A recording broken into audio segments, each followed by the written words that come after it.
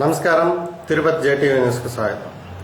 మా పార్టీ కార్యకర్త విజయానందరెడ్డిని నిన్న నేను రాజమండ్రి సెంట్రల్ జైలులో కలవడం 100% నా దృష్టిలో కరెక్ట్.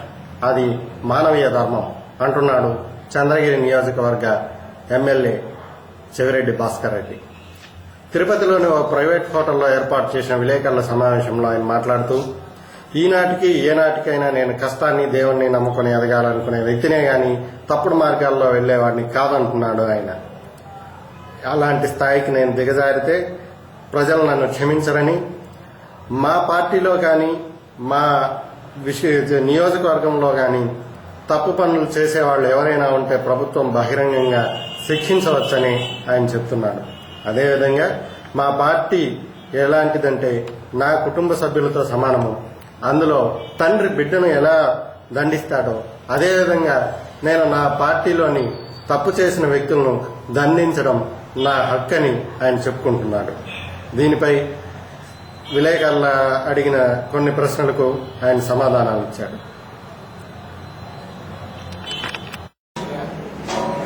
నేను నిన్న మా పార్టీలో ఒక కార్యకర్తగా ఉన్నటువంటి విజయానందరెడ్డి గారిని రాజమండ్రి సెంట్రల్ కలిశానని ప్రార్థనతో చేశాను. నేను ఒకటే చెప్తున్నా, ఆయన మా పార్టీ కార్యకర్త. ఆయన కలవడాన్ని నా దృష్టిలో 100% నేను కరెక్ట్ గానే భావిస్తున్నాను. అది మానవీయ ధర్మం కూడా. నేను ఏనాటికైనా దేవుణ్ణి నమ్ముకొని కష్టాన్ని నమ్ముకొని ఎదగాలనుకునే వ్యక్తిని, తప్పుడు మార్గాల్లో ఎన్నుకొని ఎదగాలనుకునే వ్యక్తిని కాదు. తప్పుడు చేసి ఒక వ్యక్తి దిక్కున చేతులు కట్టుకుని నిలబడి మనస్తత్వం నాది కాదు. కష్టపడి ఎదగాలనుకునే వ్యక్తిని. నిజంగా నేను తప్పు చేసి ఉంటే, తప్పుడు చేసే వ్యక్తినైతే, తప్పుడు మార్గాలు ఎన్నుకునే వ్యక్తినైతే నేను తప్పించుకుని తిరుగుంటానే తప్ప జైలు దగ్గరికి వెళ్లి అధికారికంగా లెటర్ పెట్టి పర్మిషన్ తీసుకుని విజయానందరెడ్డిని నేను కలిసి ఉంటాను. తప్పించుకుని తిరిగి ఉంటాం.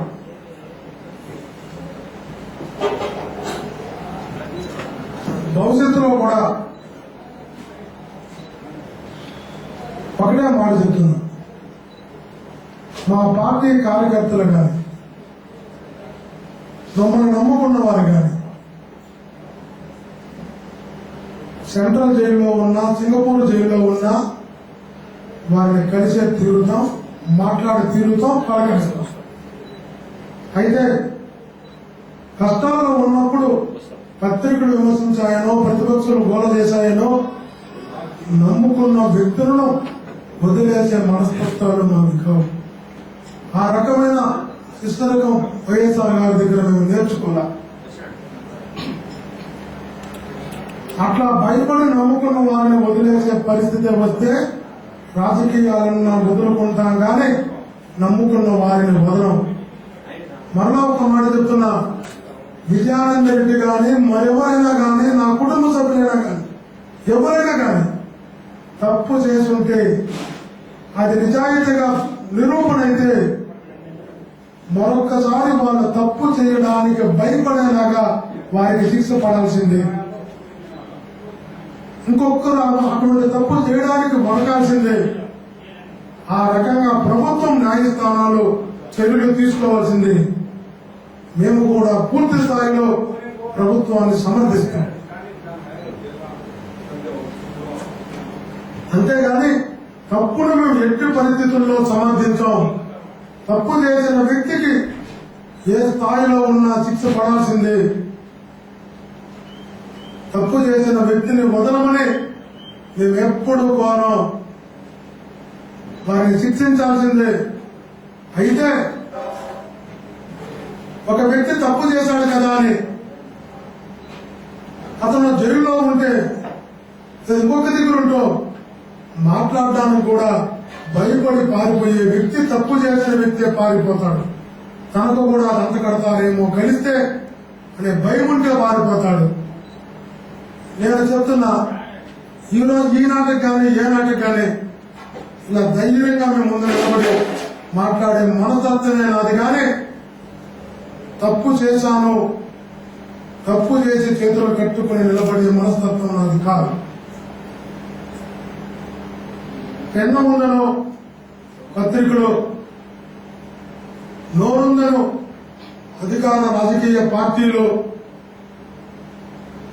నోటుకొచ్చినట్లు అనవసరంగా ప్రజాస్వామ్య హక్కులను కాలరాసేలా విమర్శలు చేస్తే న్యాయస్థానం ముందు నిలబడక తప్పదని కూడా తెలియజేస్తున్నాం.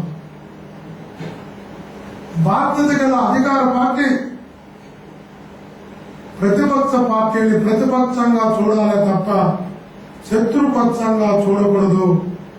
కొందరు అధికారులను కొన్ని పత్రికలను అడ్డు పెట్టుకుని ప్రతిపక్ష పార్టీని ఆ పార్టీ కార్యకర్తలను ఆ పార్టీ నాయకులను అంతమొందించడానికి ప్రయత్నించడం ప్రజాస్వామ్యానికి పూర్తిగా విరుద్ధం. ఒక్కటే చంద్రబాబు గారు అడుగుతున్నా, ఈ రోజు నా గురించి రాసిన విజయానంద రెడ్డి నేను కలిశానంటేనే అదేదో పెద్ద తప్పైపోయినట్టు రాష్ట్ర స్థాయిలో ప్రాధాన్యత ఇచ్చిన వారిని అడుగుతున్నా. చంద్రబాబు నాయుడు గారు తెలుగుదేశం పార్టీ వారు అడుగుతున్నా, 2014లో జరిగినటువంటి స్థానిక సంస్థ ఎన్నికలలో కడప జిల్లా సంబేపల్లి మండలం టీడీపీ అభ్యర్థిగా రెడ్డి నారాయణ జెడ్పీటీసీగా పోటీ చేశారు. సుండుపల్లి మండలం ఎంపీపీ అభ్యర్థిగా ప్రకటించి ఎంపీటీసీగా మహేష్ నాయుడు పోటీ చేశారు. వీళ్ళిద్దరూ టీడీపీ తరఫున పోటీ చేశారు. వారిద్దరికి సాక్షాత్ ఈనాటి ముఖ్యమంత్రి ఆ పార్టీ అధ్యక్షుడు చంద్రబాబు నాయుడు గారి స్వపత్రాలతో సంతకం చేసి బీఫామ్ ఇచ్చాడు. వారు గతంలో పీడీ యాక్ట్ కింద అరెస్ట్ అయి జైలులో ఉండి బయటకు వచ్చిన వాళ్ళు, ఒక్కసారి జైలులో ఉండి పీడీ యాక్ట్ కింద అరెస్ట్ అయి బయటకు వచ్చిన వాళ్లకు ఈ స్వహస్త్రాలతో చంద్రబాబు గారు మీరు బీఫామ్ ఇచ్చి ఈ పార్టీ జెడ్పీటీసీ ఎంపీపీ అభ్యర్థులుగా పెట్టారని మీకు కూడా ఎర్రచందన స్మగ్లర్లతో సంబంధం అని మేము అనొచ్చా అని అడుగుతున్నాం. అది సమంజసమా అని అడుగుతున్నా. ఆ సంబంధం నీకు కూడా అంటగడదామా అని అడుగుతున్నా. ఆలోచించాలి రాసేవాళ్ళు. ఒక వ్యక్తిలో ఒక పార్టీని టార్గెట్ చేయడం కాదు, తప్పుడుగా చూపించగలగాలి. చంద్రబాబు నాయుడు గారు బీఫామ్ ఇవ్వలేదని చెప్పి టీడీపీ పార్టీ వాళ్ళు చెప్పమని చూద్దాం. పెట్టిన ఆయన జెడ్పీటీసీగా ఎంపీపీ అభ్యర్థిగా ఎంపీటీసీగా మహేష్ నాయుడు అంతకుముందే గతంలో వాళ్ళు పీడీ యాక్ట్ అరెస్ట్ అయ్యి బయటకు వచ్చారు. అదే విజయానంద రెడ్డి గారు తెలుగుదేశం పార్టీ అధికారంలోకి వచ్చేంత వరకు ఏ ఒక్క కేసు కూడా లేదు, ఏ ఒక్క విచారణ కూడా లేదు, ఏ ఒక్క అరెస్ట్ కూడా లేదు. కానీ అతన్ని మీరు అరెస్ట్ చేశారు. తప్పు చేస్తుంటే మీరు చర్య తీసుకోండి, మేము కూడా మిమ్మల్ని సమర్థిస్తాం. మేము తప్పు పడ్డాం. కానీ మీ పార్టీ వాళ్ళు పరిస్థితి ఈరోజు 10ల సంఖ్యలో కాదు 100ల సంఖ్యలో టీడీపీ వారు అరెస్ట్ అయిన వారు, అరెస్ట్ కావాల్సిన వారు, ఎర్రచందనం దొంగలంతా కూడా దర్జాగా రోడ్లపై తిరుగుతూ బహిరంగంగా సాక్షాత్ అటవీ శాఖ మంత్రులనే కలుస్తూ తిరుగుతున్నారు. పక్షపాతం లేకుండా నిజాయితీగా వారి పైన చర్యలు తీసుకునే దమ్ము ధైర్యం ఈ పోలీస్ అధికారులకు ఉందా అని అడుగుతున్నాం. తీసుకొని చూద్దాం. తెలుగుదేశం కానీ వైఎస్ఆర్ కాంగ్రెస్ పార్టీ ఎవరైనా కానీ తప్పును తప్పుగానే చూడండి, తప్పు చేసిన వ్యక్తిగానే చూడండి, పార్టీ పరంగా చూడొద్దు.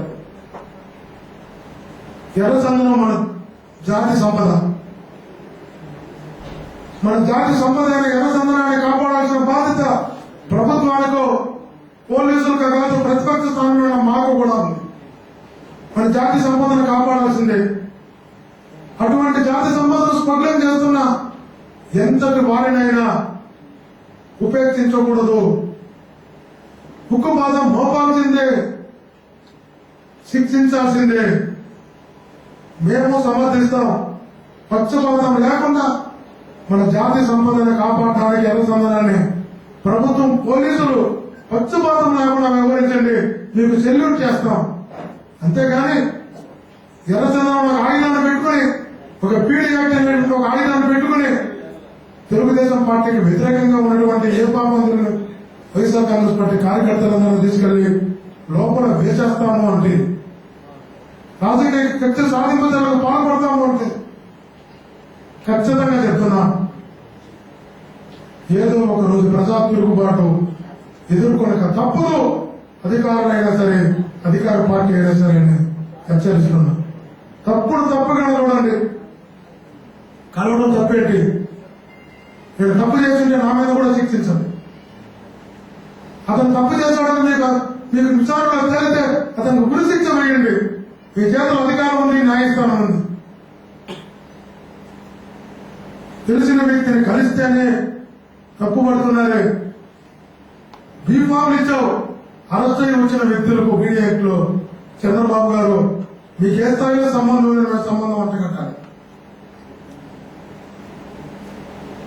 ఇది మంచి పద్ధతి కాదు.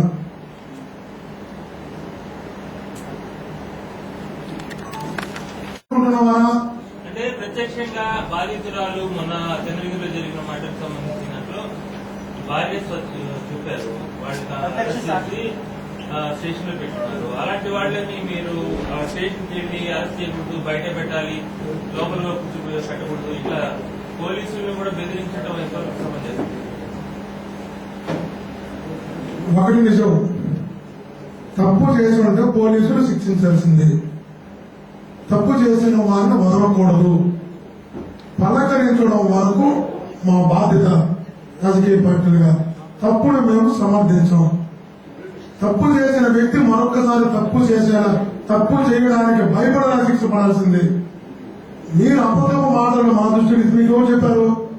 పోలీసులు చెప్పారా? బెదిరించండి. అధికారులు చెప్పారా? మీరు ఎలా చెప్పండి, బహిరంగంగా ప్రజల మధ్యకు చెప్పండి. భాస్కర్ రెడ్డి గారు వచ్చి వదిలేయమన్నట్టు కానీ బయట పెట్టమన్నట్టు కానీ చెప్పండి. నేను శిక్ష సిద్ధంగా ఉన్నా. ఖచ్చితంగా నేను శిక్ష సిద్ధంగా ఉన్నా. ఏ శిక్ష కానీ సిద్ధంగా ఉన్నా. నేను ఏ శిక్ష కానీ సిద్ధం. నేను చదువుకున్న వ్యక్తిని, రాజకీయ విలువలు కలిగిన వ్యక్తిని, నైతికంగా తలెత్తుకుని జరగాలనుకునే వ్యక్తిని. తల దించుకునేలాగా ఒక అధికారి గుర్తులు చేయరు. తప్పు చేసిన అధికారిని నిలదీస్తానేమో కానీ తప్పు చేయమని ఏ అధికారిని నేను ఎప్పటికీ చెప్పడం ధైర్యంగా చెప్తున్నాను.